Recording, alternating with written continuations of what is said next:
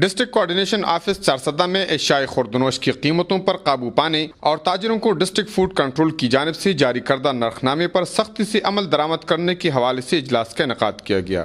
اجلاس میں چارسدہ کے مختلف اداروں کے افسران، تاجر تنظیموں کے سربراہان اور مختلف سماجی شخصیات نے شرکت کی۔ ڈی سی او چارسدہ اجمل خان نے عوامی مسائل کو مد نظر رکھتے ہوئے دودھ کو چارسدہ سے دوسرے اضلاع منتقل کرنے اور غیر معیاری گوشت کو چارسدہ لانے پر دفعہ 144 نافذ کیا۔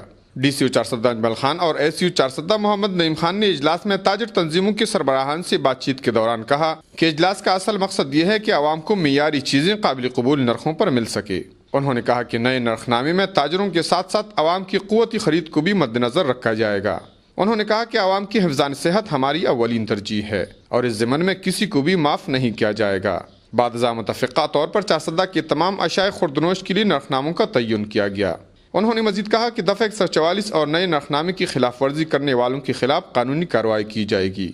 انہوں نے چارسدہ عوام سے اپیل کی کہ تجاوز کرنے والے دکانداروں کے خلاف ضلعی انتظامیہ سے رابطہ رکھا جائے۔ کیمرامین یحییٰ جان کے ساتھ کفایت اللہ، اے نیوز، چارسدہ۔